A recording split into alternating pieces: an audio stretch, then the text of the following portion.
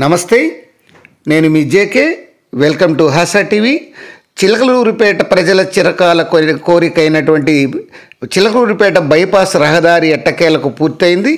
రహదారిపై రాకపోకలు ప్రారంభమయ్యాయి. ఇటీవలే ప్రధాని మోదీ జాతికి అంకితం చేశారు. అసలు ఈ బైపాస్ నిర్మాణం ఎన్ని అవాంతరాల మధ్య పూర్తయిందో అనేటువంటి వివరాలను ఈ వీడియో ద్వారా వివరిస్తాను. వీడియో చివరిదాకా చూసి ఒక్క లైక్ ఇవ్వండి ఫ్రెండ్స్. ఏపీలోని చిలకలూరిపేట ప్రజల చిరకాల కోరికైనటువంటి బైపాస్ రహదారి నిర్మాణానికి ఇటీవల ప్రధాని నరేంద్ర మోదీ విశాఖ వేదికగా పర్చువల్గా దీన్ని జాతికి అంకితం చేశారు. చిలకలూరిపేటలో ఇది నేషనల్ హైవే 16 నుంచి ఈ రహదారి వెళ్తుంది. దాని క్రమంలో ప్రమాదాలు ఎక్కువగా ఈ ప్రాంతాల్లో జరుగుతుండేవి.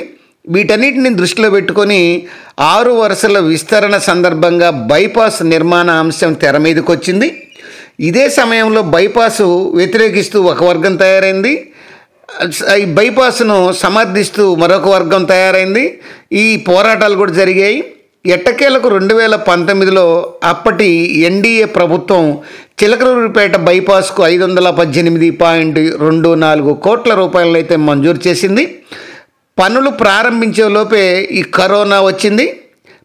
అప్పుడు ప్రక్రియ అనేది నిర్మాణ పనులు నిలిచిపోయాయి. పనులు దక్కించుకున్నటువంటి BSEPL ఈ యొక్క కంపెనీకి టెండర్లు తర్వాత కరోనా సమయంలో రద్దు చేశారు. తిరిగి మళ్ళీ అదే కంపెనీ టెండర్ల ద్వారా పనులు దక్కించుకుంది. 2021 జూలైలో ఈ బైపాస్ పనులు పునఃప్రారంభమయ్యాయి.